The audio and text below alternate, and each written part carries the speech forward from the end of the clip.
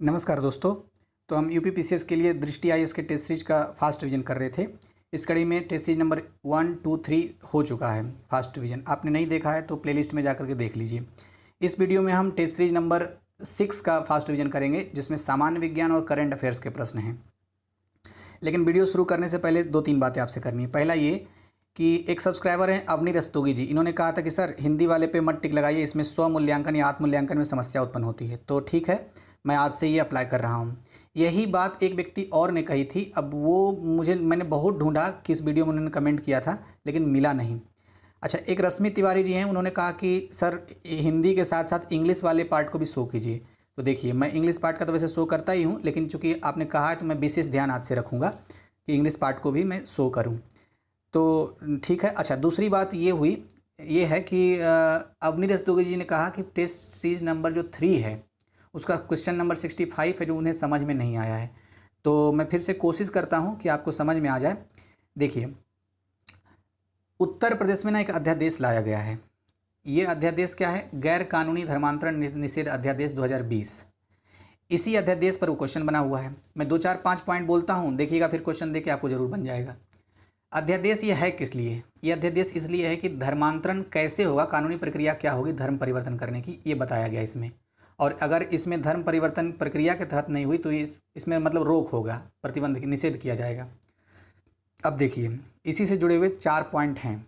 आप 4 पॉइंट सुन लीजिए, फिर क्वेश्चन देखिएगा, मेरा विश्वास है कि जरूर बनेगा। पहला पॉइंट, इस अध्यादेश के तहत, अभी कानून नहीं बना है, अध्यादेश के तहत अगर उल्लंघन होता है तो ये मतलब नॉन बेलेबल होगा, मतलब जमानत नहीं मिलेगा, गैर जमानती है ये। और उसी में लिखा हुआ था जमानती है, तो गैर जमानती है ये। सबसे पहली बात, क्वेश्चन में गलत लिखा हुआ था गैर जमानती, तो इसलिए वो गलत हुआ था।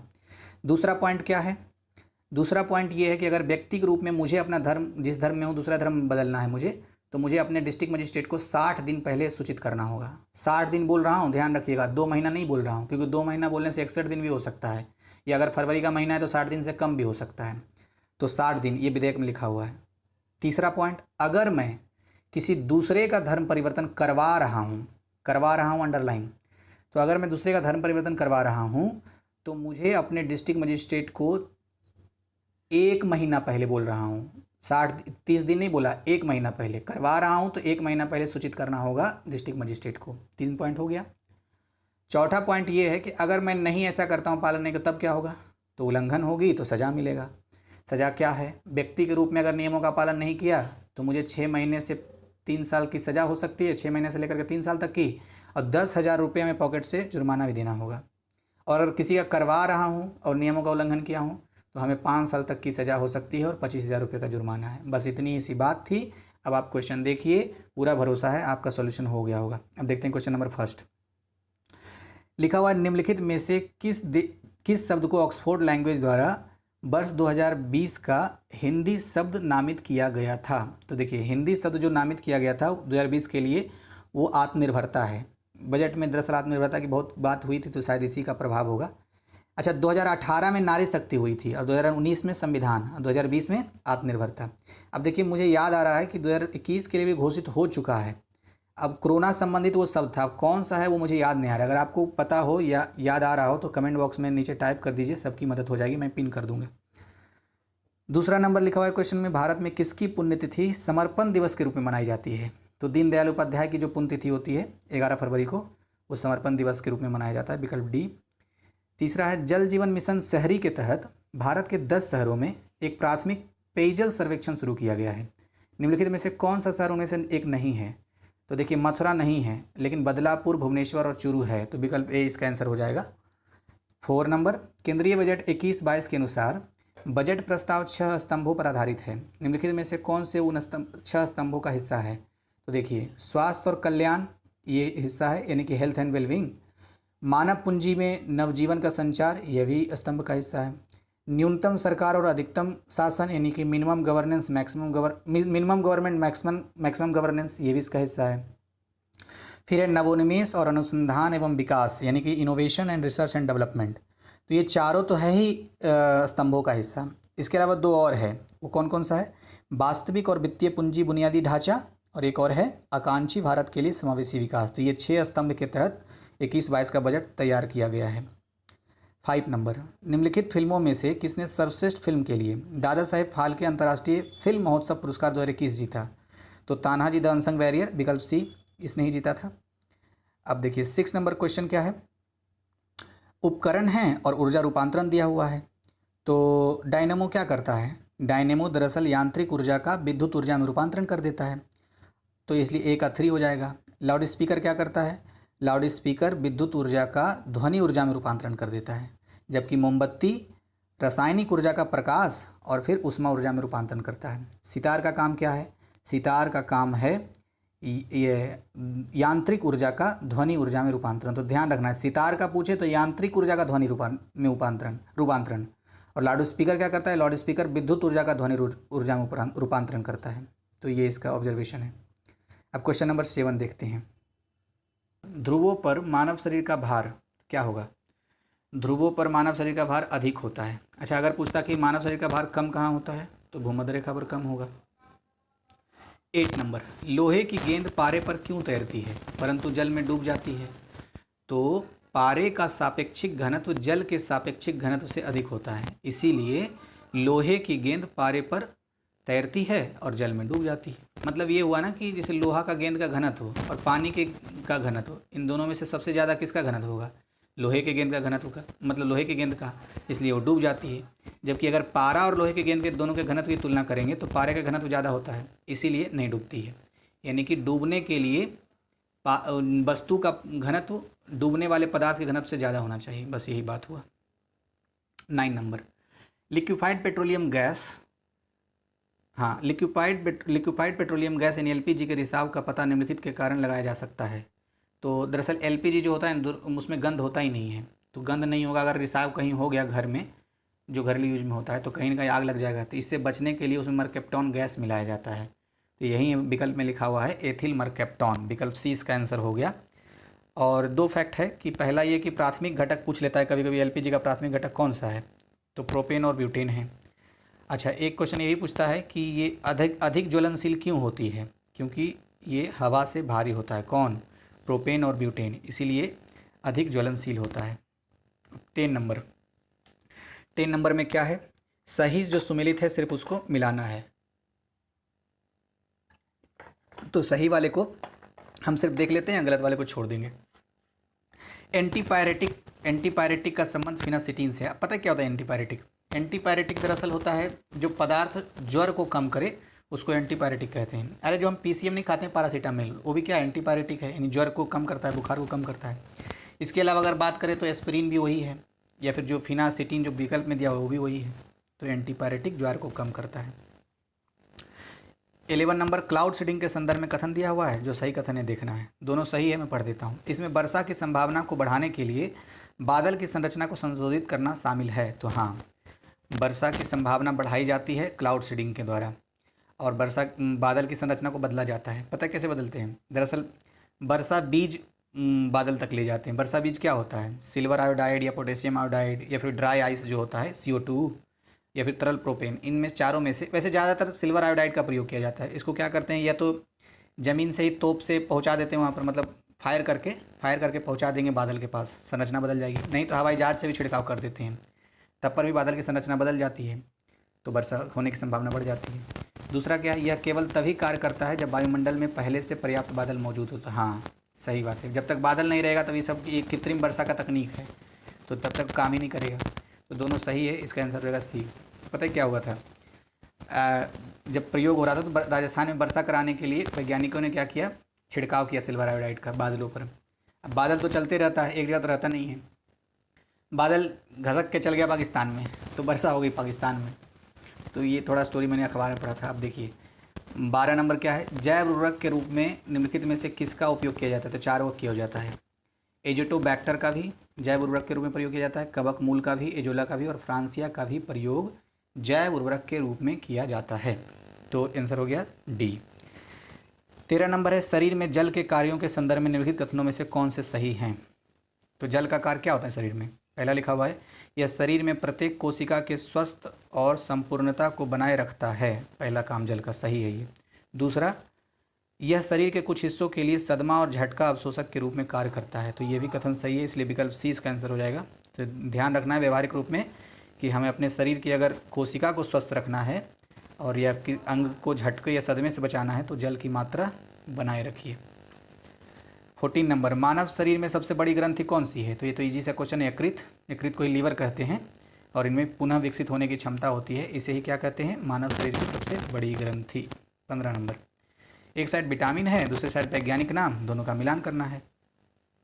तो विटामिन ए का वैज्ञानिक नाम रेटिनॉल होता है, विटामिन 3 का वैज्ञानिक नाम नियासिन होता है और विटामिन डी या D3 का नाम कैल्सीफेरोल होता है, जबकि विटामिन के को क्या कहते हैं वैज्ञानिक रूप से? नेप्थाक्यूनोन। तो ये चारों सेम मिला हुआ ही था, याद रखना। फिर से दोहरा दूँ क्या? तो देखिए, vitamin K naphthoquinone, vitamin D calciferol, vitamin B3 niacin, vitamin A retinol. विकल्प डी इसका आंसर था। 16, होप प्रोब मंगल मिशन शुरू किया गया है, तो ये संयुक्त अरब अमीरात या फिर इसे UAE कहते हैं, इसने शुरू किया है क्या? होप प्रोब मंगल मिशन। 17, व्यक्ति और नियुक्ति, सूची 1 को 2 से मिलाना है। तो लिगिया नोरोहना, तो लिगिया नोरोहना की नियुक्ति संयुक्त राष्ट्र के सहायक महासचिव के रूप में हुई है। फिर है बी में साइको हाशिमोतो, सेइको है, सेइको हाशिमोतो, मैं फिर से दोहरा दिया हूँ, सेइको हाशिमोतो जो है इनकी नियुक्ति हुई है टोक्यो ओलंपिक 2020 आयोजन जो समिति है उसके अध्यक्ष के रूप में। तो ये हो गया सी इसका, बी का। सी नंबर है एन वेणुधर रेड्डी, तो इनकी नियुक्ति हुई है ऑल इंडिया रेडियो समाचार के प्रधान महानिदेशक के रूप में हुई है, किसकी? एन वेणुधर रेड्डी की। और फिर लास्ट में है एस एन सुब्रमण्यम, तो एस एन सुब्रमण्यम की नियुक्ति हुई है राष्ट्रीय सुरक्षा परिषद के अध्यक्ष के रूप में, तो याद रखना है इसको। अब 18 नंबर, न्यू स्टार्ट एक परमाणु शस्त्र न्यूनीकरण संधि है। तो देखिए ये रिपीटेड प्रश्न है, ये GS वर्ल्ड के टेस्ट सीरीज में भी शायद था और ध्येय IS वाले टेस्ट सीरीज में ये कहीं देखा है, वो वाला वीडियो हालांकि अभी अपलोड नहीं हुआ है, और दृष्टि वाले टेस्ट सीरीज में भी आ चुका है न्यू स्टार्ट संधि। तो ध्यान रखना, न्यू स्टार्ट एक परमाणु शस्त्र न्यूनीकरण संधि जो है ये रूस और संयुक्त राज्य अमेरिका के मध्य किया गया था संधि, जब बराक ओबामा प्रेसिडेंट थे उस समय। अभी क्यों पूछा है? क्योंकि अभी 5 साल इस संधि की समय अवधि को बढ़ाया गया है, तो इसीलिए ध्यान रखना, न्यू स्टार्ट संधि मतलब परमाणु शस्त्र के न्यूनीकरण से संबंधित है अमेरिका और रूस के बीच। 19 नंबर, भारत खिलौना मेला 2021 के किस संस्करण का आयोजन 27 फरवरी से 2 मार्च 2021 तक किया गया था? तो भारत खिलौना मेला का यह पहला संस्करण था, फर्स्ट टाइम किया गया है, तो इस लिहाज से ये प्रश्न महत्वपूर्ण हो जाता है। विकल्प ए इसका आंसर है। 20 नंबर, रेल कोच को स्वच्छ करने के लिए परावैंगनिक किरणों का उपयोग करने वाला देश का पहला मेट्रो निम्नलिखित में से कौन सा है? तो लखनऊ मेट्रो है, विकल्प बी इसका आंसर है। यानी लखनऊ मेट्रो ने परावैंगनिक किरणों से रेल कोच को सफाई करने का फैसला किया है, जो कि देश में पहला है। 21, किसी भी मध्यवर्ती तरल अवस्था के बिना ठोस और गैसीय पदार्थ के बीच के रूपांतरण को क्या कहा जाता है? मतलब ठोस से डायरेक्ट गैस बन जाए उसे क्या कहेंगे? तो उदरपातन कहते हैं, विकल्प डी इसका आंसर हो जाएगा। इसी को अंग्रेजी में सब्लिमेशन भी कहा जाता है। एक उदाहरण इसका क्या होगा? जैसे कपूर का क्या होता है? डायरेक्टली वो ठोस से गैस में बदल जाता है। अच्छा, कपूर से याद आया, एक सी साइड का प्रश्न पूछता हूँ, बताइए तो कपूर कौन सा शब्द है, तद्भव या तत्सम? ये आया हुआ प्रश्न है इसलिए पूछ रहा हूँ। तो चलिए मैं बता देता हूँ, कपूर वैसे तद्भव शब्द है, लेकिन अब आपको बताने हैं कि कपूर का तत्सम शब्द कौन सा होता है, तो टाइप कीजिए कमेंट बॉक्स में। 22, तरंग दैर्घ्य के घटते क्रम में निम्नलिखित तरंगों को व्यवस्थित कीजिए। तो तरंग दैर्घ्य का घटते क्रम में व्यवस्थित करना है, तो इसके लिए पता है एक ट्रिक है, मतलब फर्स्ट वर्ड लेटर ऐसे ट्रिक क्या है बनाया गया है, RMI VUXG, मतलब क्या हुआ? R से क्या हुआ? रेडियो वेव, M से माइक्रोवेव, I से इंफ्रारेड, V से विजुअल लाइट, U से अल्ट्रा वायलेटेड यानी परावैंगनिक किरणें, और X से एक्स रेज और G से गामा रेज। अब देखिए इसी से मिलाते हैं। सबसे पहले क्या होगा? रेडियो वेव, तो देखिए कहाँ है? 2 नंबर ऑप्शन में रेडियो वेव है, तो 2 पहले हो जाएगा। फिर है M माइक्रोवेव, तो 3 नंबर में है, तो 2 के बाद 3 हो जाएगा। फिर क्या है? I इंफ्रारेड तो है ही नहीं विकल्प में। अब V से क्या हो जाएगा? विजुअल लाइट यानी दृश्य प्रकाश, तो उसके बाद हो जाएगा 2, 3 के बाद 4, और सबसे लास्ट में एक्स रे जो बच गया। तो ऐसे करके याद रख सकते हैं। 23 नंबर में अभी कथन है, प्रेशर कुकर में भोजन शीघ्रता से पकता है। तो हाँ सही बात है, प्रेशर कुकर में शीघ्रता से पकता है। कारण क्या है? बढ़ा हुआ दाब जल के क्वथनांक को कम कर देता है और भोजन पकने की गति को बढ़ा देता है। तो ये गलत हो गया, क्योंकि क्वथनांक को बढ़ा देता है, तो इस अब भोजन पकने की गति तो बढ़ता है लेकिन क्वथनांक बढ़ती है, इसलिए गलत हो गया कारण। तो सिर्फ इसमें ए सत्य है, आर गलत, विकल्प सी इसका आंसर हो जाएगा। देखिए होता क्या है ना, जल को जब गर्म करते हैं तो प्राकृतिक गुण क्या है, वो उड़ता है, उड़ जाएगा वाष्प के रूप में और जल के कण के रूप में। तो लेकिन जब प्रेशर कुकर में हम बंद करेंगे तो वो तो उड़ पाता नहीं है, वो तो ऊष्मा होती है ना, वाष्प में गुप्त ऊष्मा होती है, क्योंकि कुकर का ढक्कन रहेगा तो उड़ेगा है नहीं, वो बस वाष्प भी वहीं रह गया और वेपर भी वहीं रह गया जो गर्म रही। तो जो नॉर्मल टेम्परेचर होता है जल का 100 डिग्री सेल्सियस, उससे वो बढ़ जाता है। मैंने अध्ययन के दौरान ये पढ़ा है कि 121 डिग्री सेल्सियस हो जाता है। 121 डिग्री सेल्सियस पर खाना पकेगा। आप जब बताइए जिसका 100 डिग्री सेल्सियस पर खाना पक रहा था मैक्सिमम, वो 121 डिग्री उसको दे रहे हैं तो खाना जल्दी पकेगा ही। तो ये बात हो गया, तो क्वथनांक बढ़ जाता है इसलिए तो ये कॉन्सेप्ट है कुल मिलाकर के। 24 नंबर, परमाणु नाभिक में शामिल होते हैं, क्या शामिल होता है, प्रोटॉन और न्यूट्रॉन शामिल होता है, इसलिए तो इसको न्यूक्लियॉन भी कहते हैं। तो विकल्प 20 का आंसर हो गया। अच्छा एक चीज़ इससे आ रहा है याद, प्रोटॉन की खोज किसने की थी, तो याद रखना है प्रोटॉन की खोज की थी रदरफोर्ड। एक बार चेक कर लेता हूँ, यस प्रोटॉन की खोज की थी अर्नेस्ट रदरफोर्ड ने। अब जब प्रोटॉन की बात आ ही गई तो एक्स किरण की खोज के बारे में भी देख लेते हैं। तो एक्स किरण की खोज की थी जब WC रॉन्टजेन, याद रखना है, प्रोटॉन की खोज अर्नेस्ट रदरफोर्ड, एक्स किरण की खोज WC रॉन्टजेन। अब देखते हैं 25, निम्नलिखित में से किसे क्विक सिल्वर भी कहा जाता है, तो क्विक सिल्वर कहते हैं पारा को, और इसी को रासायनिक रूप में Hg भी कहा जाता है। विकल्प 20 का आंसर हो गया। 26 नंबर, अयस्क और धातु दिया हुआ है। तो सेंधा नमक से सोडियम धातु की प्राप्ति होती है, डोलोमाइट से मैग्नीशियम धातु की प्राप्ति होती है, गैलेना से टीन की नहीं प्राप्ति होती है, गैलेना से क्या प्राप्ति होती है, PV यानी कि सीसा की प्राप्ति होती है। तो सी नंबर गलत हो गया, यही तो पूछ रहा था। और लेमोनाइट से लोहा की प्राप्ति होती है। तो ये हो गया आपका 27 नंबर, मनुष्य है, मनुष्य क्या है, पिंडज है। पिंडज पता किसे कहते हैं, जो प्राणी बच्चे के रूप में जन्म देता हो, मतलब बच्चा जन्म देता हो, जीव को जन्म देता हो और बच्चे के रूप में, तो उसे पिंडज कहेंगे। जैसे कि हाथी, घोड़ा या फिर कुत्ता, बिल्ली, मनुष्य, तो ये सब सारे जीव को जन्म देता है बच्चे के रूप में। जबकि अंडज किसे कहते हैं, जो अंडा के रूप में जन्म देगा। 28, पृथ्वी पर अधिकांश ऑक्सीजन उत्पादन के लिए निम्नलिखित में से कौन उत्तरदायी है। तो इसमें देखिए कन्फ्यूजन होगा, बहुत सारे लोग ये सोचेंगे कि उष्णकटिबंधीय वर्षा वन है, नहीं, इसका सही आंसर होगा महासागर। महासागर ही ऑक्सीजन सबसे ज़्यादा उत्पादन करता है पृथ्वी पर। ऐसा पता है क्यों, क्योंकि महासागर के अंदर बहुत सारे छोटे बड़े पेड़ पौधे हैं जहाँ प्रकाश संश्लेषण की क्रिया होती है। तो प्रकाश संश्लेषण की क्रिया जहाँ ज़्यादा होगी वहीं ऑक्सीजन का उत्पादन ज़्यादा होगा, तो इसलिए महासागर इसका आंसर है। अच्छा एक फैक्ट और है, ध्यान सुनिएगा, मैं एक शब्द बोल रहा हूँ, प्रोक्लोरोकोकस।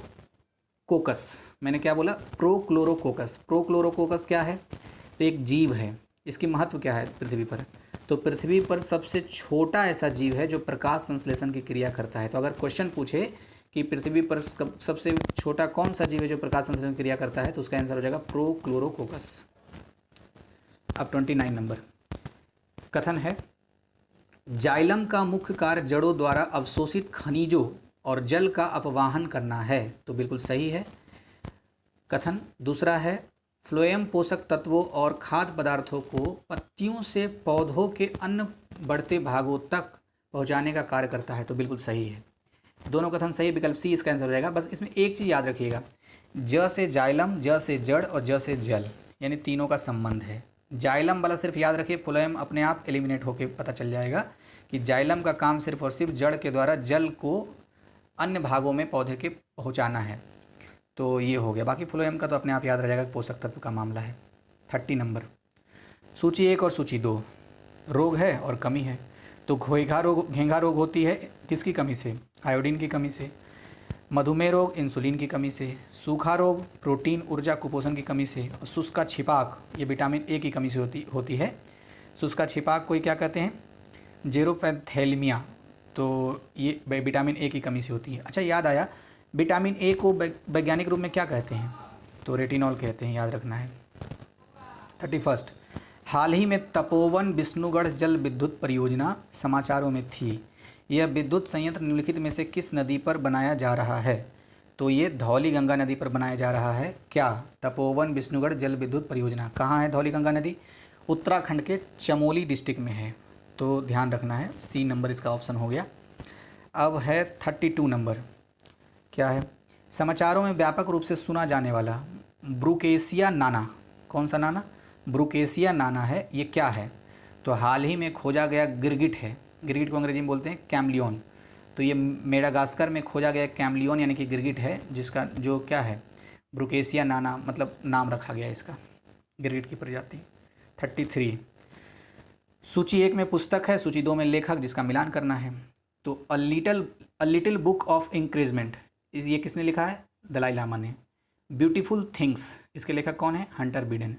अनफिनिश्ड अ मेमोयर, इसके लेखक कौन है? प्रियंका चोपड़ा जोनास। और लास्ट नंबर देखिए, नाम कैसा है, बड़ा विरोधाभासी नाम है, the terrible horrible very bad good news, इसके लेखक हैं मेघना पंत। तो याद रखना है। 34 फरवरी 2021 में सबसे पहले ज्ञात जीवित जानवर डिकिन्सोनिया के जीवाश्म पाए गए हैं। तो कहाँ पाया गया है डिकिन्सोनिया का जीवाश्म? भीमबेटका में। कहाँ है ये? एमपी में। वैसे भीमबेटका की प्रसिद्धि पता है? शैल चित्रों के रूप में है। 35 प्रधानमंत्री ने फरवरी 2021 में भारत के किस राज्य में महाराजा सुहेल देव स्मारक और चित्तौरा झील के विकास कार्य की आधारशिला रखी? तो उत्तर प्रदेश में रखी है। अब देखिए, इतिहास में भी ये प्रश्न बन सकते हैं, तो थोड़ा महत्वपूर्ण बात है, इसमें थोड़ा सा 2 सेकंड टाइम देके देख लेते हैं कुछ फैक्ट। 2-3 फैक्ट है महाराजा सुहेल देव के रूप में। तो महाराजा सुहेल देव क्या थे? तो एक राजा थे, कहाँ के? श्रावस्ती के।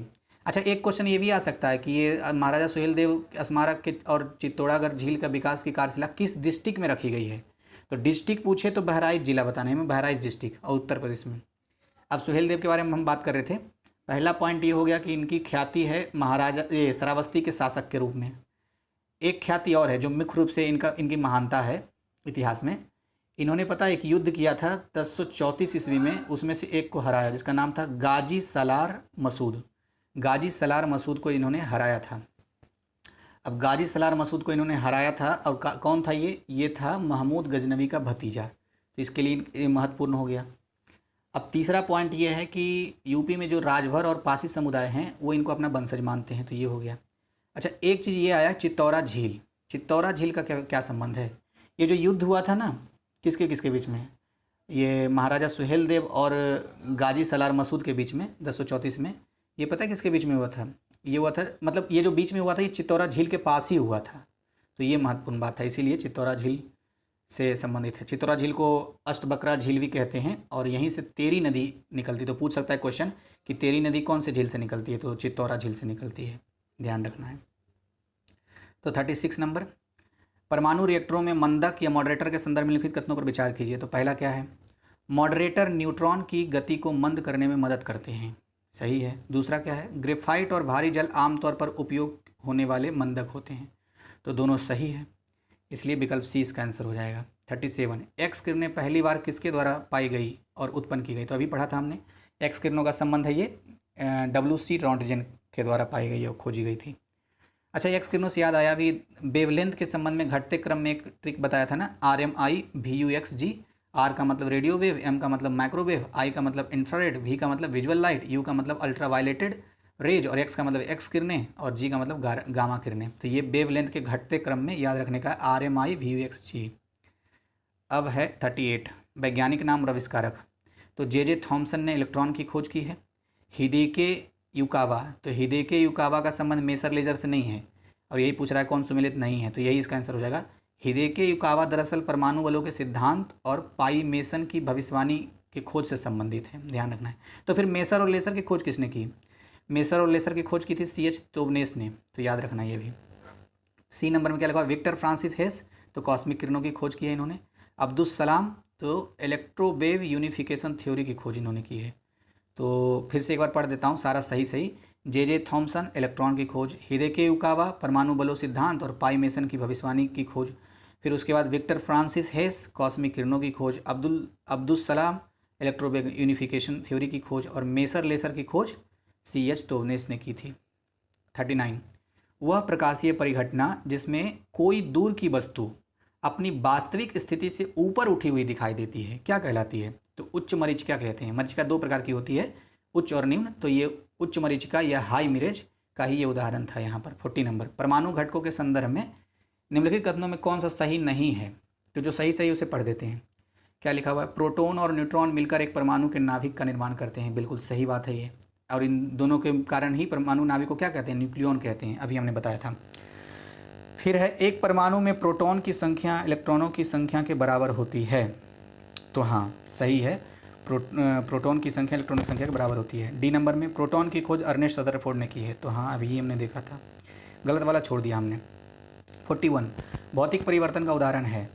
तो देखिए भौतिक परिवर्तन किसे कहते हैं, जो जिस चीज़ का परिवर्तन हम करते हैं फिर से उसी रूप में अगर पा लें तो भौतिक परिवर्तन होता है। कैसे देखते हैं। ईंधन का जलना, तो क्या ईंधन को जलाने के बाद फिर से वही ईंधन प्राप्त हो जाएगा, नहीं होगा, तो ये रासायनिक परिवर्तन का उदाहरण है।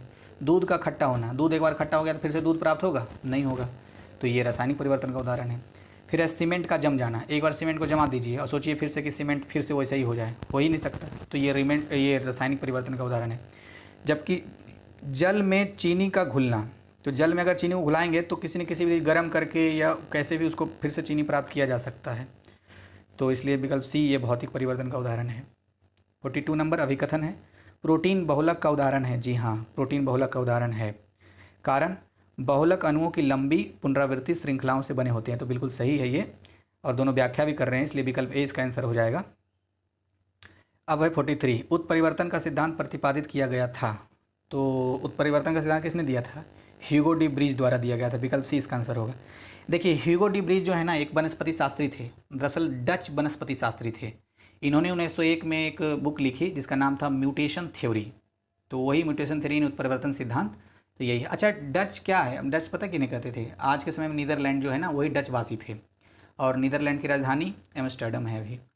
44 निम्नलिखित में से कौन सा एक एरेक्नीड है, तो एरेक्नीड मकड़ी है, विकल्प 20 का आंसर है। बाकी सब यहाँ पर क्या है, बाकी सब यहाँ पर कीड़े की श्रेणी में आते हैं, जैसे टिड्डी, झिंगर, मक्खी, ये सब कीड़े की श्रेणी में आते हैं। 45 क्या है, अवॉक्सिया यानी कि हाइपोक्सिया एक ऐसी स्थिति है जिसमें शरीर या शरीर का एक भाग उत्तक स्तर पर पर्याप्त ऑक्सीजन की आपूर्ति से वंचित होता है, तो ये सही कथन है। दूसरा कथन अल्प ऑक्सीजन रक्तता यानी हाइपोक्सीमिया रक्त में ऑक्सीजन का असामान्य रूप से निम्न स्तर है, तो ये भी कथन सही है, विकल्प सी इसका आंसर रहेगा 1 और 2। इतना हार्ड शब्द लिखता है, देखिए कन्फ्यूज होने की ज़रूरत नहीं है, दिमाग चकरा जाएगा ऐसा ऐसा, सीधा सीधा 2 शब्द याद रखना है, ध्यान से सुनिएगा। हाइपोक्सिया का मतलब क्या होता है, उत्तक स्तर पर ऑक्सीजन की कमी। उत्तक अरे वही जो सेल होता है हमारे अंदर, उत्तक होता है, अंग होता है, तो उत्तक पर अगर ऑक्सीजन की कमी हो जाए तो बोलेंगे हाइपोक्सिया, और रक्त में अगर यानी खून में अगर ऑक्सीजन की कमी हो जाए तो उसे बोलेंगे हाइपोक्सीमिया। ध्यान रखना है, हाइपोक्सीमिया मतलब रक्त में ऑक्सीजन की कमी।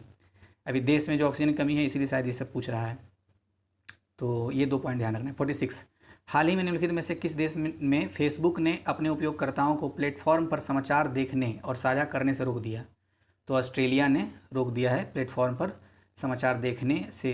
तो ये पता है ऑस्ट्रेलिया में एक मामला चल रहा है कि भाई सोशल मीडिया वाले जो साइट हैं वो न्यूज़ एजेंसी के द्वारा पैसा खर्च करके जो न्यूज़ यूज कर जाता है उसका ये फ्री में यूज कर लेते हैं, उस पर एडवर्टाइज करके कमाते हैं, तो उसका एक रेवेन्यू का हिस्सा इन लोगों को देना चाहिए, तो एक कानून बना है, तो इसी कारण ऐसा हुआ है। अच्छा ऑस्ट्रेलिया से याद आया, ऑस्ट्रेलिया से ट्रिक था एक पिछले वीडियो में कि जय ऑस्ट्रेलिया, मतलब ये क्वाड के चारों सदस्य हैं, जापान, अमेरिका और इंडिया, इसके अलावा ऑस्ट्रेलिया, तो चारों सदस्य हैं, यही था जय ऑस्ट्रेलिया। 47 युद्ध अभ्यास 20 के संदर्भ में निम्नलिखित कथनों में से कौन से सही हैं। पहला कथन यह भारत और फ्रांस के बीच एक संयुक्त सैन्य अभ्यास था, गलत है। युद्ध अभ्यास 20 जो हुआ था भारत और यूएसए के बीच में हुआ था, बीकानेर राजस्थान में हुआ था जहाँ तक मुझे याद आ रहा है। दूसरा कथन क्या है, इस अभ्यास का आयोजन फरवरी 2021 में राजस्थान में हुआ था, हाँ सही है, राजस्थान के बीकानेर में हुआ था, और युद्ध अभ्यास हुआ था संयुक्त सैन्य अभ्यास अमेरिका और भारत के बीच में, तो केवल 2 सही हुआ, बी नंबर। 48 हाल ही में डीआरडीओ द्वारा परीक्षण किए गए हेलिना और ध्रुवास्त्र क्या है, तो हेलिना और ध्रुवास्त्र पता है क्या है, एंटी टैंक मिसाइल, विकल्प 20 का आंसर हो गया। 49 निम्नलिखित देशों में से किस देश के वैज्ञानिकों ने लंबे समय से मृत जंगली जानवरों की जमी हुई कोशिकाओं का उपयोग करके एक लुप्तप्राय ब्लैक फुटेड फॉरेट का प्रतिरूप यानी क्लोन बनाया है, तो संयुक्त राज्य अमेरिका के वैज्ञानिकों ने बनाया है, विकल्प ए इसका सही आंसर हो जाएगा। 50 नंबर हाल ही में अग्नि सुरक्षा प्रशिक्षण के लिए डीआरडीओ के एक कौशल विकास केंद्र एसडीसी का उद्घाटन किया गया था, तो इसका सही आंसर है पिलखुवा उत्तर प्रदेश में। समझ में आया, देखिए क्या है ना, एसडीसी एक बना है यानी स्किल डेवलपमेंट सेंटर है, किसने बनाया है, डीआरडीओ ने बनाया है। क्यों बनाया है, क्योंकि ये ट्रेनिंग देगा, किस चीज़ से संबंधित, फायर सेफ्टी ट्रेनिंग देगा ये, तो और अच्छा ये क्वेश्चन में पूछा था कहाँ देगा, तो यही है पुलखुवा उत्तर प्रदेश में एक जगह है वहीं देगा, इसलिए विकल्प इसका आंसर हो जाएगा। तो धन्यवाद। वीडियो अच्छा लगा हो तो अब क्या बोलूँ, हर बार सब्सक्राइब शेयर कीजिए, सब्सक्राइब जरूर कर लीजिए, बाकी जो करना है कीजिए, मत कीजिए, सब्सक्राइब जरूर करिए, बड़ी मोटिवेशन मिलता है ना इससे।